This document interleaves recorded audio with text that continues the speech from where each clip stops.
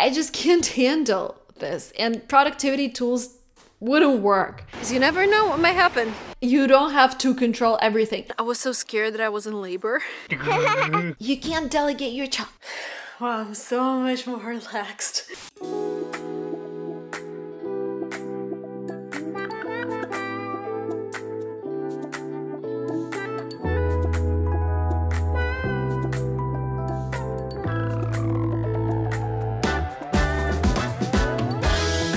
Yesterday, Emily was in one of her moods when she was crying all day. And I had this day when my energy was zero. And I remembered the first few weeks after she was born when I started hallucinating. It was crazy. And it's not about just being a parent. This video is about those situations when physically and emotionally we just can't handle the amount of things that happen in our lives.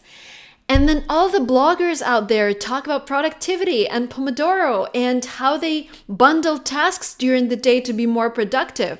And they're like, oh my God, I did this, this, and that with my calendar. And this how it works perfectly well. And you're like, I'm hallucinating. I'm getting 2 to 3 hours of sleep. I just can't handle this. And productivity tools wouldn't work. The only thing that will work, I'm going to talk about it in this video. So if you're interested, continue watching.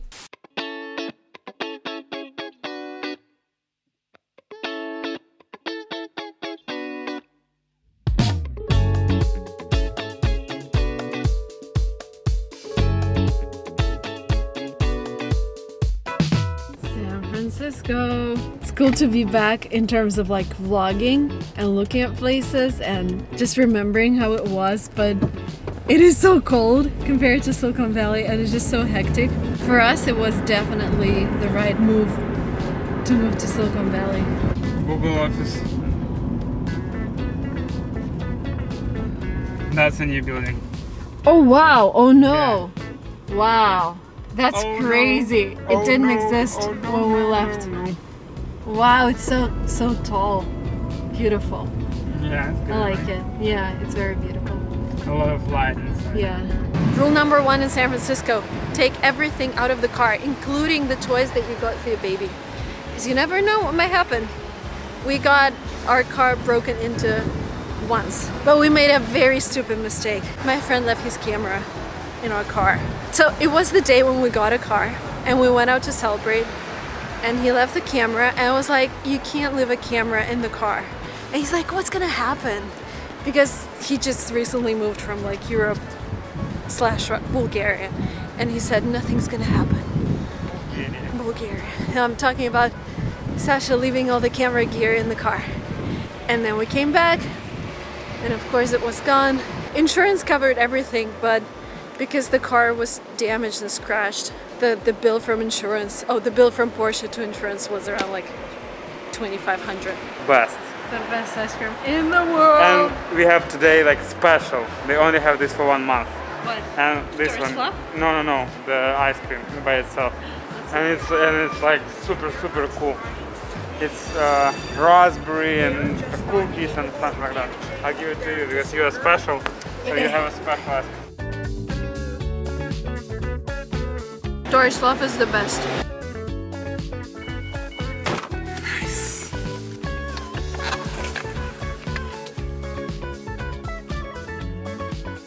Who'd have thought that the best pizza in the world is in San Francisco? They won some competition in Napoli, in Italy, came #1, and they're really good.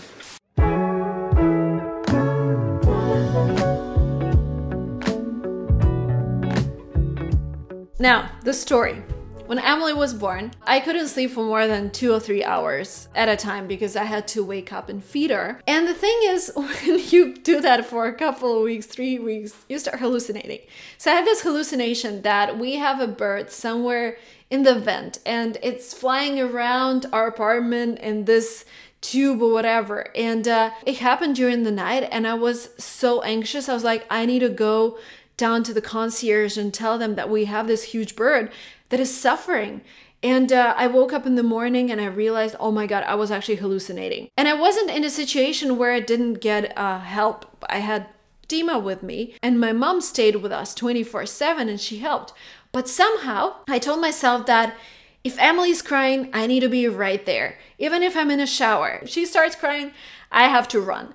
And also like getting all of this unsolicited advice. Oh, she's crying because you ate this yesterday. Or she's crying because you did this, this, and that. Or maybe you should try that. And like when you are in a situation that is unfamiliar, like when you're a first-time mom, first-time entrepreneur, first-time whatever, you have some problems in your mind already. Like you're thinking, oh my God, maybe I'm doing this wrong. Maybe I'm doing this wrong. And then external people come over and they're like, oh, by the way, you're doing this and that wrong as well.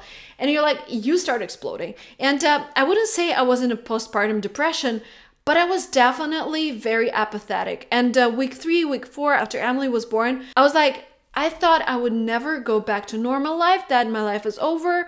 I won't be able to return to Marina that existed before. And that's it. So Dima had to drag me out to a restaurant and we took Emily. It kind of felt better. And I started thinking, why did this happen that I delegated things connected with business, but I couldn't accept help when it came to Emily, when it came to having a child. And in this video, I want you to go through a thought process that I went through.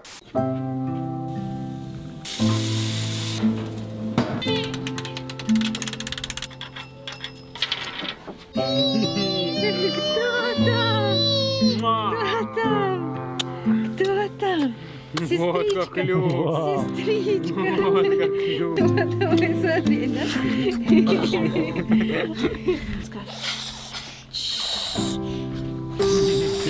Актриса, она уже прям. Скажи, люблю тебя. So the initial step when I actually started delegating, when I started letting go of things, happened in 2016. So in 2016, my friend and I, and my friend is an Instagram blogger, we went to Yosemite to just take pictures and relax. And whenever we were driving from one location to another, instead of chatting to her, instead of having fun and looking outside the window and enjoying the nature, I was constantly on my phone texting, checking invoices, checking customer support answers. And she asked me like, Marina, don't you think there are people on your team who could do this as well? Don't you think that if you focus on whatever you're doing the best, which is like creating content, teaching people English, if you focus on that, wouldn't the company be better off? And like my first reaction was, of course not. Who can handle invoices? Who can handle customer support? And then I was like, maybe she's right. It didn't happen overnight. It's not like that day I started delegating, but I had this thought, like, first of all, it's okay to delegate. Just telling yourself, and it concerns anything. It's okay to delegate things that are related to business. It's okay to delegate house cleaning. It's okay that somebody cooks you food. It's okay to order things. You don't have to control everything. And once you're honest with yourself, once you say things out loud, it's actually a lot easier to accept them.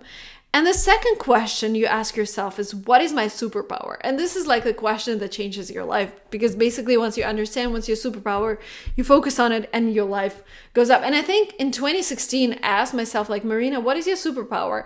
And superpower is something I can do the best, something I can't delegate, and something that serves a bigger goal. Like I know where I'm going with it. And I read this book about burnout, and it says that, first of all of your major actions that you perform during the day should be aimed at that big goal. And also you have to rest at least, I think they have this number, like 42% of the time during the day.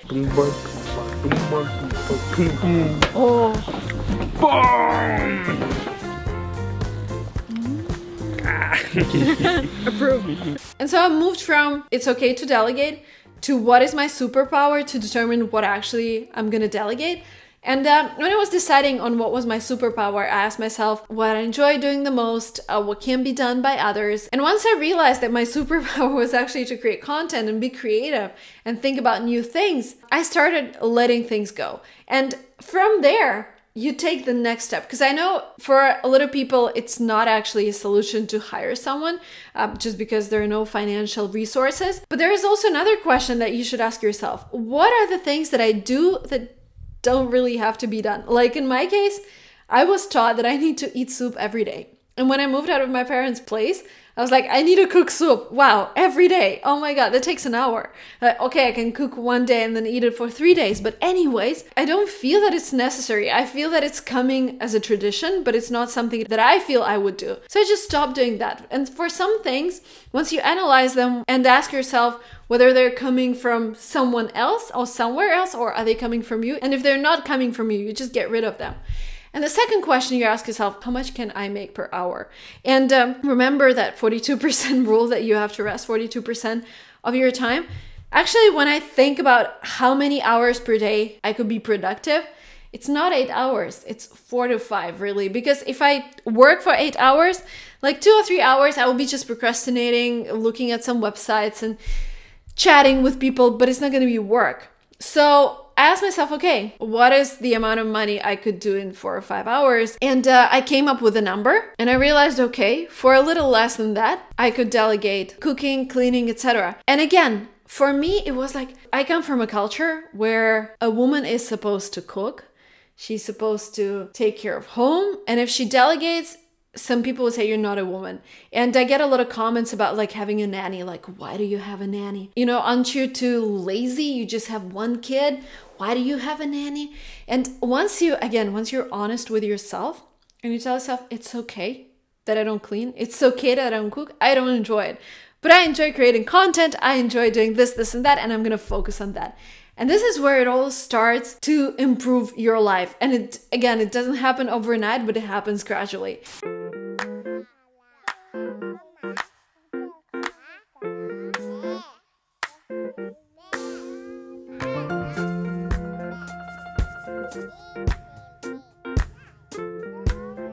When you start changing your life, when you understand that you're going into this minimalism or whatever you're doing and delegating the rest, I think a very helpful task would be to imagine what would be the best schedule for you once you delegate everything. And I think I have this perfect schedule right now, which is going to change in a few weeks because having a second baby, I would probably go through another kind of crisis. I don't know, adapting to new life. But basically, right now, this is what my weekly planner looks like. I use Notion to plan everything. And here I have my goals, get ready for maternity leave content. I'm also taking 2 courses. And so the way I organized it, I have outstanding goals here. I have my burner here. So outstanding is what needs to be done this week. And burner is what I might do if I have enough time.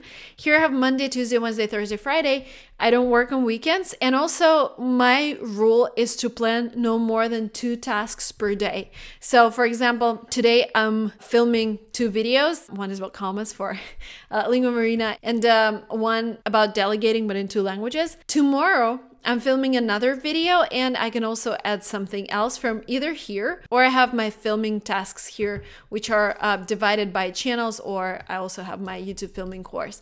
And I know that Notion has been around for a while now. It's like I just started using it a couple of weeks ago and I'm completely in love with it. I use it for my planning. I use it for delegating. I use it for collaborating with my team. Sometimes you have those things that you want to come back to over and over again, like your financial planning, like your weekly planning, like your projects. And it's just so cool that you can organize everything the way you want exactly, and that there are so many templates from other people that you can borrow and adjust. So I'm going to leave my template down below. I'm going to also use a link to test out Notion down below. It's one of the best tools out there. And I see people use Notion to create websites, to create planners, to create whatever you're just thinking about. Like structure everything that you have regarding one particular task. My new love, highly recommended, and thank you Notion for sponsoring this video. The link will be down below. We came to our favorite Bushu store. The new one is in Millbrae. It's our favorite because they have game. They have rabbits, they have like all other stuff. Emily just loves rabbits. And yeah, going there, we're gonna get 1 month worth of protein and then we're gonna go home. We just got $166 worth of protein. And the thing is, when we lived in San Francisco, we lived very close to Woodlands, which was one of our favorite stores because they had all the best desserts. And we lived very close to Rainbow Groceries. And every time we'd be like, oh, we need something? Let's go there. Let's go to Woodlands. And then you end up getting a lot more stuff than you don't actually need. And now, so our closest store is Safeway and it's 10-minute drive. And I don't really like it because they don't have a lot of brands that I like. So right now we have this kind of schedule. We go to Costco once a month to get like all the European stuff that they have. They have European cheeses and they have organic produce like apples, or we get like this European butter, whatever. So we get a lot of stuff for the month. It's like around $400 per trip. Then we get protein, I think once in 2 months in this store, or we just order through Instacart. And then every weekend we would go to the farmer's market in Mountain View. And I think we spend less now, having more people in the household. We spend less than we used to spend when there were two of us in San Francisco, just because you start planning more and you're more conscious about buying stuff because you don't go to a grocery store every other day just to get something small, and then you just end up buying all the desserts and stuff. And I wanted to share a couple more stories of delegating, because if you're at a stage when you realize, okay, I'm actually ready to start, I would say start with a person who is very, I say, generic. Like if we're talking about business processes, the first person that I would hire is a personal assistant. So you can delegate all kinds of stuff that you know how to do exactly. Like I delegate calling hospitals, dealing with my medical insurance, but it's like more of a personal assistant, not like a business assistant. But if it's a business assistant, like sending things, managing mail, like all of that stuff that you don't have to have a special skill for, because those people tend to be cheaper in terms of labor, and it's also easier for you because this is your first hire. And when we're talking about household, again, a person that can do anything, cooking, cleaning, helping you with stuff, will be the best, because again, it's not like a personal chef or whatever, and you've done those things so many times before that you can actually delegate them really easily. So I would say the first person, he or she takes away very basic tasks from you. And if you hire somebody remotely, that can be even cheaper. The second tip would be having instructions. Like if it's a more specific person, a lot of YouTubers, for example, they are afraid to delegate editing because they think, oh my God, nobody can edit just like me. Of course, when you delegate, nobody can do things just like you. But maybe you lose 20% of the quality and it's only in your head. You're losing 20% of the quality. For other people, maybe nothing changes, or maybe your editor is even better. In my case, I realized I don't like editing. I said it out loud a couple times, and I realized this is actually true, and I don't have to force myself just because everybody else does it. Nah, I don't like editing. So I wrote an instruction, like a checklist, like that for my editor. What is acceptable, what is not, what kind of dynamic I want in my videos. And once I had that, now it's just a matter of updating it regularly, and it's so easy to onboard new editors. And I've had maybe 4 editors since then, since 2016 when I started doing that. And it was really easy for me to onboard the new ones because I just have the whole thing listed out, and they know exactly what I expect from them.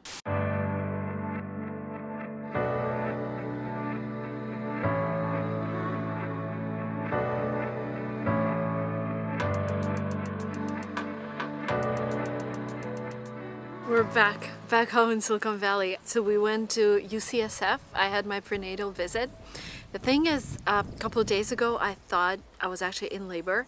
And because I'm only 36 weeks pregnant, which is kind of fine to go into labor, but I was like, oh, the baby needs 40 weeks. Why am I even going into labor? And it was in the middle of the night, and I realized, like, if I want to go to UCSF, it's like 45 minutes. And, you know, I used to have those panic attacks. I had 2 surgeries in my life when I was put to sleep, and before every surgery I would just start shaking and I wouldn't be able to control it, and then they would put me to sleep and then this would go away. And then I had another surgery for my eyes, and this is when they don't put you to sleep, and I had another panic attack, and I couldn't control it, so they had to hold me during the surgery. And then after it, I just fainted. And then another panic attack happened when the doctor was explaining. So we were talking about epidural. That wasn't during the labor, by the way, that was just during the visit. And she was explaining different things that might happen when you get an epidural, which is like a very small percentage of women get those side effects. But I don't know, maybe it's my imagination or whatever, but I started having another panic attack, and I told her, like, I need to breathe and stuff. Something like that happened a couple of days ago. I just started shaking like crazy and I couldn't control it, and I was so scared that I was in labor. And then I started breathing, started coming down, it went away. And you know, after that, it's not like I'm panicking, but every night I think I'm going into labor.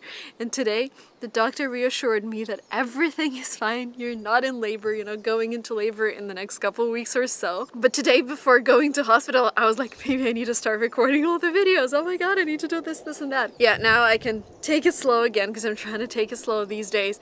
I'm trying to relax because otherwise, you know, I don't want to mess up with my body because I already feel it's like releasing those female hormones, and I love everyone and I want to hug everyone and I don't want to work. Sometimes I get those urges to work, but mostly I'm like super relaxed. I'm back to my relaxed mode. I hopefully have 3 or 4 more weeks. I just want the baby to be full term because they say that at 36 weeks everything is functioning normally, like all the organs, but they still need those extra 3 or 4 weeks to gain some weight. And I really want her to gain some weight because Emily was born really tiny. She was really small, and a lot of people were actually worried about her weight at the hospital. They were like, oh my god, she's so small. She was 3 kilos, which is fine. But on the ultrasound, I think she was 2,500 because they have this thing which is like they can be 20% off or something. I just want her to be born in June. So yeah, gonna take it slow. Wow, I'm so much more relaxed after this, like being, oh my god, maybe I'm delivering in 2 days. Because yesterday I started downloading all the hypnobirthing, whatever, like everything that I used for my previous labor and delivery. And now I'm like, okay, I still have time. My studio is still in my office. Like I really need to go back to my old studio. It's just I have a separate room where I can film, and here we have our bedroom, which is kind of, well, you want to lay down, and then sometimes Dima wants to lay down and I'm here working, or I just want to film and Emily wants to hang out here because she doesn't want to hang out in the dark studio with me.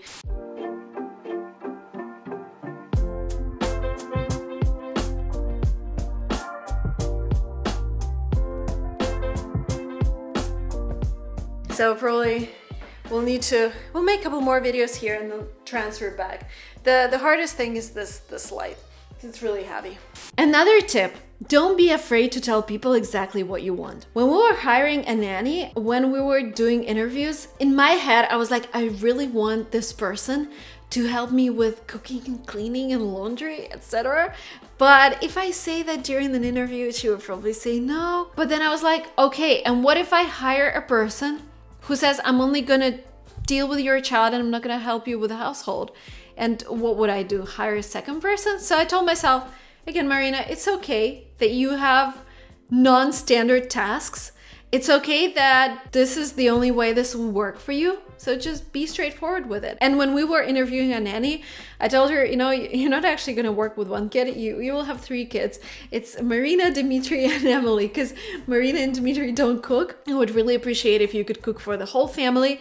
And we will have a cleaner, but if you could help us with the laundry from time to time. And she's like, of course, if I get time. If you take Emily for a couple hours, I would be happy to help you with this, this, and that. And it was actually so easy. Like, being honest with yourself is just this rule that applies to anything, whatever we do in our lives. Like, telling yourself it's okay. And it doesn't matter what other people say. Other people will tell you, you can't delegate your child. You can't delegate this. You are not a real woman, or you're not a real entrepreneur. Whatever. I am doing things that suit me, not other people. And again, once you go through this transformation, once you answer all the questions that we went through in this video, I guarantee you guys, your life is going to change. And if you're not ready to hire even a part-time person right now, hire somebody by hours. Just test it out, just a small budget, instead of like grabbing sushi, which here costs like $20 per person. That is worth, I don't know, from 2 to 4 hours of help of a remote personal assistant. And maybe you should try that and not eat out, but see how the quality of your life improves once you get back those 2 or 3 hours. And time is the most precious thing that we have in this life, right? And once you feel that, and once you feel that you're actually focusing on things that you like, let me know how your life changes. Thank you guys so much for watching this video up to the very end. Looking forward to hearing your stories with delegating down in comments below, and I will see you very soon in my next videos. Bye bye.